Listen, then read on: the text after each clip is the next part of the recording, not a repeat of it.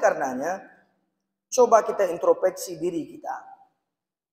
Kita tidak sedang berperang, kita tidak sedang di dalam sebuah medan tempur, akan tetapi medan tempur kita adalah melawan hawa nafsu kita, melawan diri kita sendiri. Karena para tokoh mengatakan musuh terbesarmu adalah dirimu sendiri. Seandainya engkau ingin mengalahkan orang lain, maka kalahkan terlebih dahulu hawa nafsumu. Maka kita sedang berperang melawan hawa nafsu kita. Kegiatan yang kita lakukan di dalam bulan suci Ramadan hendaknya mengikuti arahan dan tuntunan daripada baginda Rasulullah sallallahu alaihi wasallam. Dari berbagai sumber, baik itu Al-Quran maupun hadis Rasulullah, dan juga di dalam berbagai sirah, Ar-Rahiqil Mahtum, sirah Ibni Ishaq, dan sirah-sirah lainnya, menyebutkan kegiatan Rasulullah sallallahu alaihi wasallam selama bulan Ramadan. Yang pertama, Rasulullah sallallahu alaihi wasallam bangun sebelum waktu sahur. Beliau bangun sebelum waktu sahur, kemudian beliau solat sunnah tahajud. Tahajud itu wajib bagi pribadi Rasulullah, namun tidak wajib kepada kita umat Nabi Muhammad sallallahu alaihi wasallam. Akan tetapi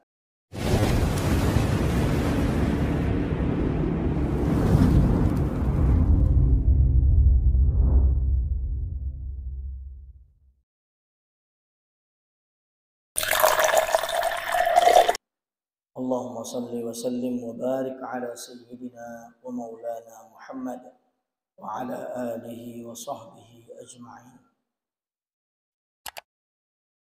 Hadirin sidang jamaah Jumat yang dimuliakan oleh Allah Subhanahu wa taala.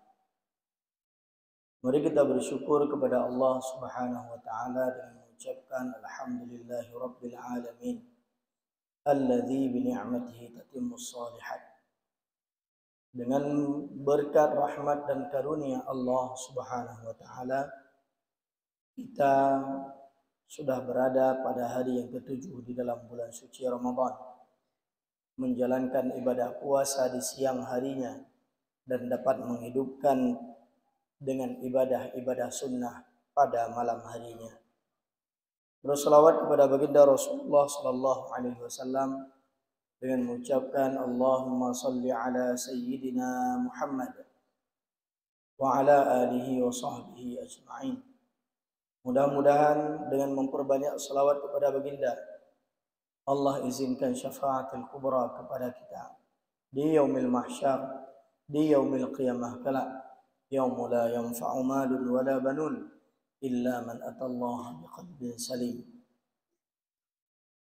Abu Imam Syekh yang luntuan pemulia, pengurus masjid, panitia pembangunan, gure-gure luntuan, serta seluruh sidang jemaah Jumat yang dimuliakan oleh Allah Subhanahu wa taala. Rasulullah sallallahu alaihi wasallam bersabda dalam sebuah hadis yang dituliskan dan dinukilkan oleh Al-Imam An-Nawawi di dalam kitab Hadis Arba'in atau Arba'in An-Nawawiyah, bahwasanya Rasulullah sallallahu alaihi wasallam telah bersabda, min husni islamil mar'i tarkuhu ma la ya'ni. Di antara keindahan dan kesempurnaan Islamnya seorang muslim adalah meninggalkan sesuatu yang tidak berarti baginya. Dalam mafhumnya juga, di antara keburukan Islamnya seseorang adalah dia melakukan sesuatu yang tidak membawa kebaikan terhadap dirinya. Maka cara kita mengukur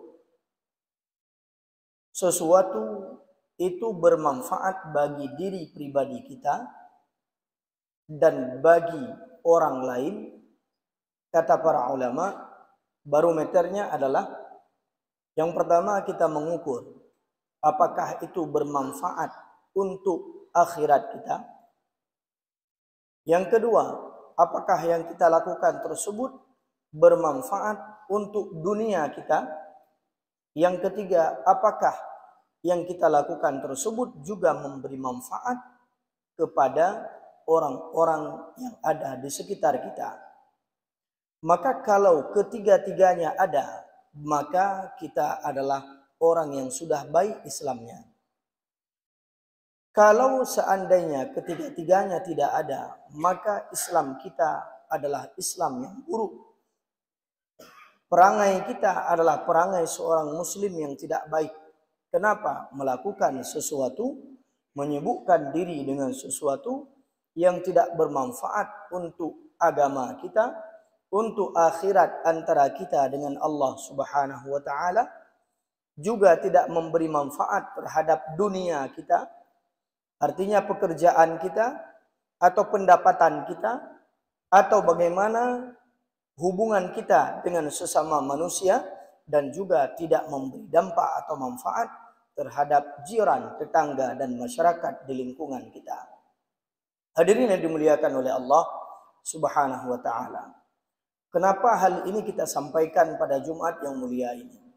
Di dalam bulan Ramadan, sangat banyak orang melalaikan dan mengkambing hitamkan bulan Ramadan dan mengkambing hitamkan perintah puasa. Ketika ditanya, kenapa kamu duduk selalu dengan HP? Dia katakan, sallallahu alaihi wasallam. Mehmed II atau Sultan Muhammad Al-Fatih menaklukkan Konstantinopel itu tepatnya pada tanggal 17 Ramadan.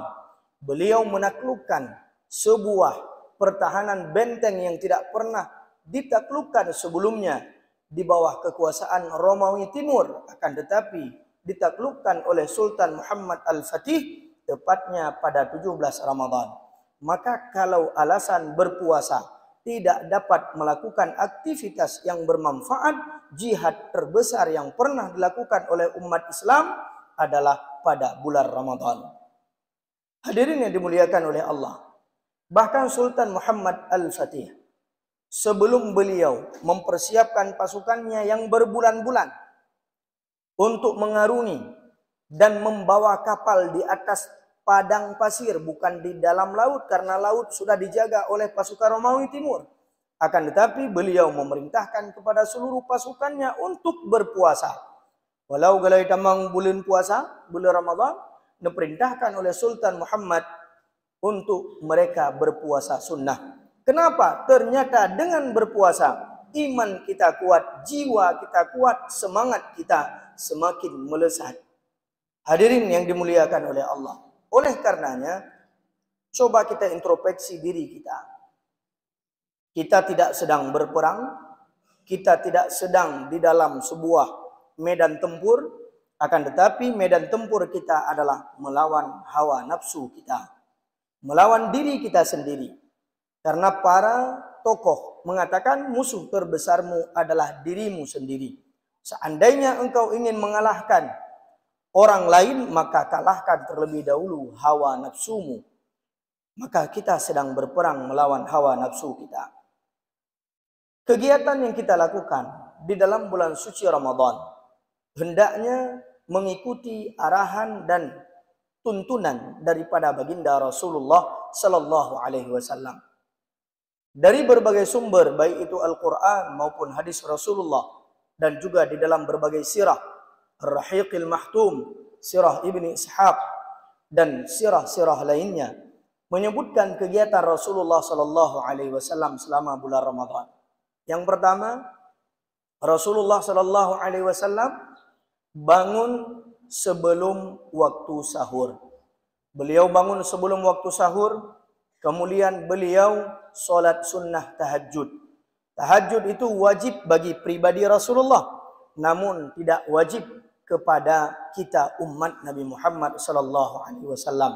Akan tetapi, solat tersebut merupakan bagian daripada sunnah-sunnah yang dikuatkan oleh Rasulullah sallallahu alaihi wasallam. Beliau bangun, misalnya kalau subuh di tempat kita mungkin jam 5:20. Beliau bangun jam 3:30. Sepertiga akhir beliau ambil waktu. Di situ beliau salat sunnah tahajud. Di situ beliau membaca Al-Quran. Di situ beliau berzikir mengingat Allah Subhanahu wa ta'ala. Hadirin yang dimuliakan oleh Allah. Dan beliau mengatakan, sebuah sunnah yang harus kita jalankan adalah mentakhirkan sahur. Kenapa sahur ditakhirkan? Biasanya orang yang sahurnya kecepatan, masa subuh pukul 5.20. Apa jauh bu sahur lagi tanya poh put. Maka jarak dari poh put le tak jauh bu tengen. Menyertai le tak jauh bu sahur, sahur itu tidak menjadi energi, akan tetapi akan menjadi penyakit bagi orang yang makan sahur. Padahal dikatakan setelah sahur hendaknya kita mempersiapkan diri untuk ke masjid. Sesampainya kita di masjid menunggu tibanya waktu solat. Sebelum waktu solat tiba kita membaca Al-Quran. Kita berzikir mengingat Allah. Kita beristighfar. Rasulullah memperbanyak istighfarnya. Rasul adalah seorang yang maksum. Beliau dalam satu riwayat beristighfar dalam satu hari satu malam itu minimal 70 kali. Dalam riwayat yang lain 100 kali. Kita tempat sumber kesilapan dan kesalahan. Salat subuh. Lalu melaksanakan solat 2 rakaat. Solat sunnah. Beliau berjamaah. Beliau duduk bertafakkur, berzikir mengingat Allah Subhanahu wa ta'ala. Banyak zikir-zikir yang beliau bacakan. Di samping itu beliau niat iktikaf. Maka kita tanya alhamdulillah masjid yang sangat indah. Awai dimiyuk nyo kata watu. Suasana angin yang sangat sepoi-sepoi. Membuat kita nyaman di dalam rumah Allah. Maka di sini wate taduk leho le kita tanya. Wate taduk le Jumaat le kita tanya. Segalam tertebit karena bulan Ramadan, karena hana tak pajau buca orang, maka kita niat iktikaf di rumah Allah. Fahala iktikaf sangat besar di dalam bulan Ramadan. Kahana tak baca Quran, kahana tak meratib, minimal kita bertafakkur mengingat kesalahan-kesalahan kita di hadapan Allah. Tafakkuri sa'ah khairum min ibadati sanah. Kita duduk bertafakkur 1 jam, 1 saat, maka itu lebih baik daripada kita mengerjakan ibadah 1 tahun. Hadirin yang dimuliakan oleh Allah, menjelang waktu asar, Rasulullah menunggu waktu asar. Beliau selesai solat asar, beliau keluar. Tidak untuk berburu takjil. Uranya menan lehasa, itanya sibuk dengan berburu takjil. Lalu melupakan kebaikan-kebaikan. Ubena yang takalan mandun dah. Takalan cendoi sang mangat, takalan iu muda sang mangat, takalan campur sang mangat, teler nyampi pah. Mutabungkuh tu, tapuau rumah, tabla borum, tabla kuih dan sebagainya. Tepedu atas meja. Menjelang berbuka paling tajib, 3 tat tajib, nyampi kapunoh perut tu. I sikai, bu sikai, ngop jantung, gadah hakai ku raja.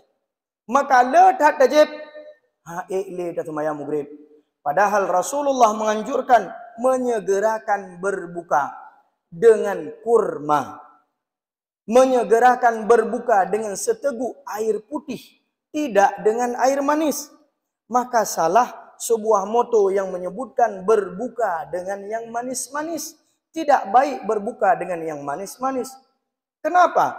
Orang-orang kesehatan menyebutkan ketika tubuh kita tidak ada cairan, karena kita berpuasa, pada saat itu sel-sel rusak itu akan dimakan oleh sel baik.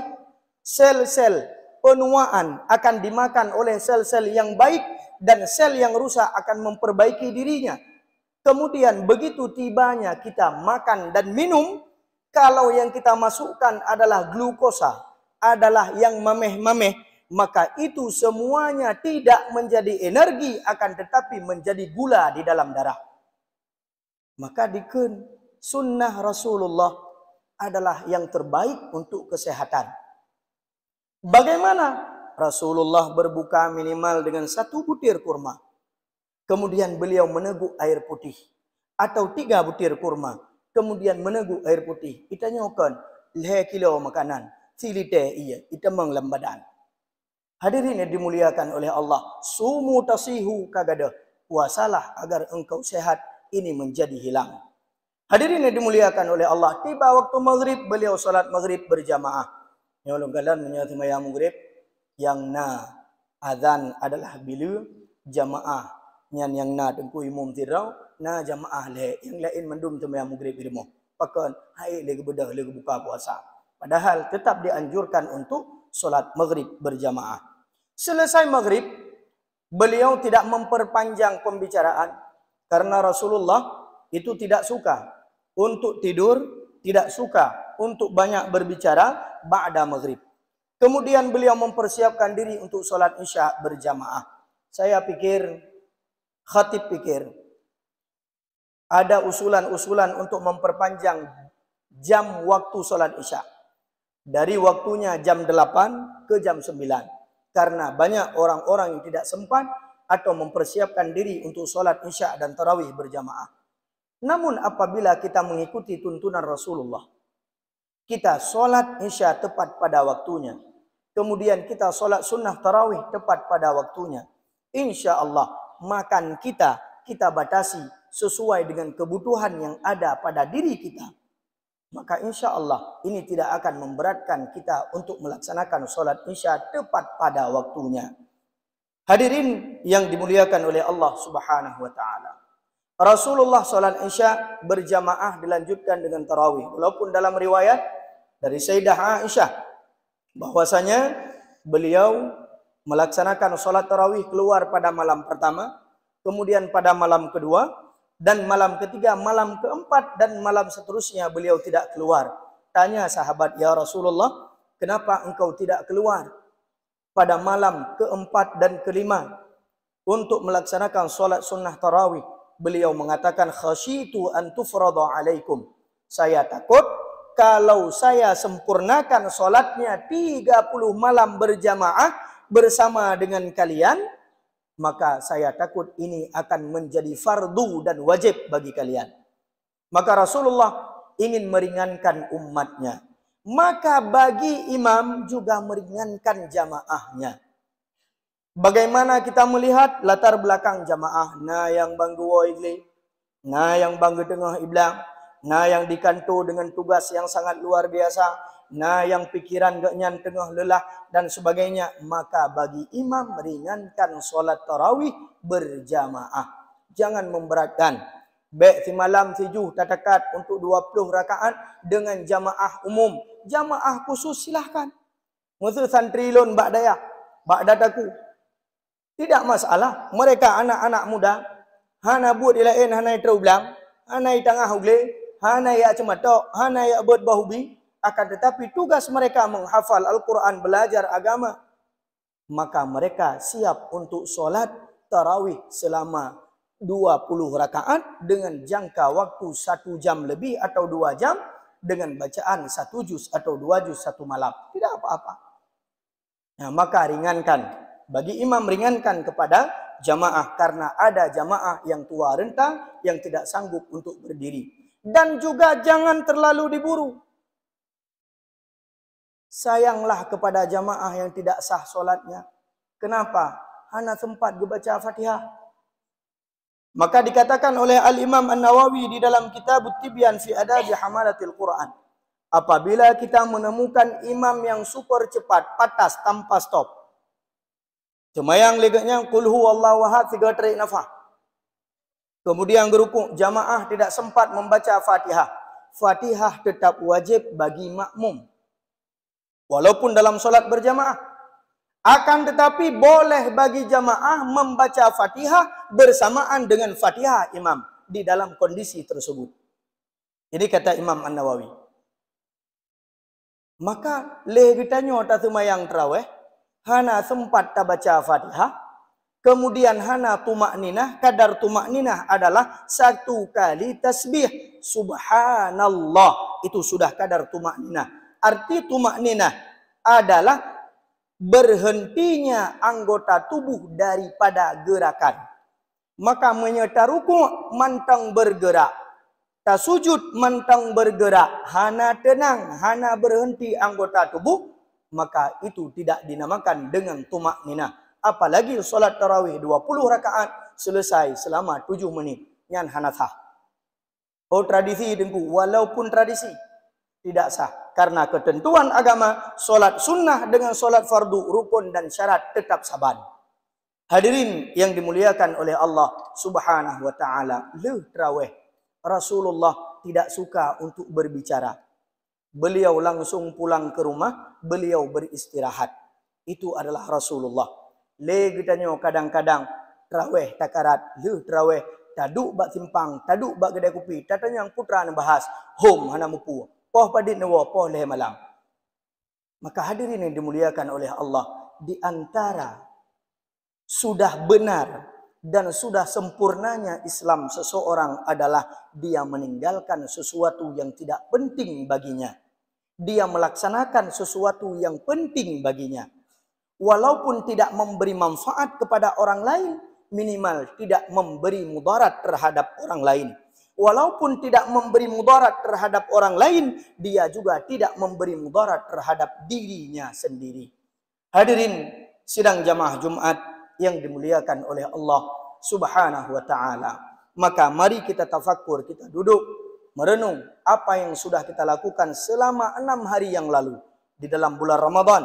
Apakah kita sudah mengikuti rentetan kegiatan sebagaimana kegiatannya Ramadan Rasulullah sallallahu alaihi wasallam, atau mentang Ramadan ala getanyo, atau mentang mengandalkan naumus shaim ibadatun, tidurnya orang berpuasa adalah ibadah, yang na le getanyo dari lu tubuh taih leho baru jaga nyanpi leho polhe tiga ngenrap wate asa.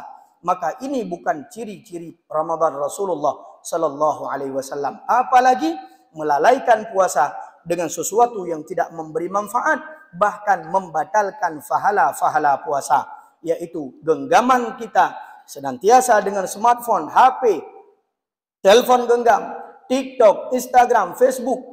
Kadang-kadang wate takalen ceramah, tak dengar kajian, tak dengar Al-Quran lewat iklan. Iklan urung mekat sabun, iklan urung mekat sampu, iklan urung mekat ubat kurap, mandum-mandum na di dalam HP, sedangkan kita sedang berpuasa. Maka ditakutkan berpotensi menghilangkan amalan atau fahala puasa kita.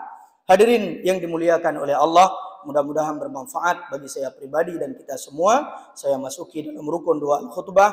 Apabila kesilapan, kekeliruan, tolong ingat agar sempurna Jumat kita yang dibauro yang berbahagia raya. Alhamdulillahi Rabbil Alamin, wal aqibatu lil muttaqin, wala udwana illa 'alal zalimin. Ashhadu an la ilaha illallah wa ashhadu anna sayyidana Muhammadan 'abduhu wa rasuluh. لا نبي بعده. اللهم صل على سيدنا ومولانا محمد وعلى آله وصحبه أجمعين. أيها الناس اتقوا الله حق تقاته ولا تموتن إلا وأنتم مسلمون. أعوذ بالله من الشيطان الرجيم. بسم الله الرحمن الرحيم. يا أيها الذين آمنوا كتب عليكم الصيام كما كتب على الذين من قبلكم لعلكم تتقون. بارك الله لي ولكم في القرآن العظيم، ونفعني وإياكم بما فيه من الآيات والذكر الحكيم، وتقبل مني ومنكم تلاوته إنه هو السميع العليم.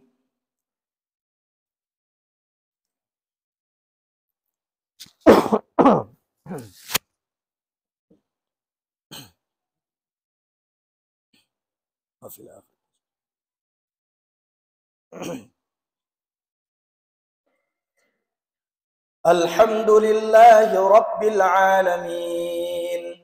اللهم صل على سيدنا محمد وعلى آله وصحبه أجمعين. أيها الناس أوصيكم وإياي بتقوى الله وطاعته لعلكم ترحمون.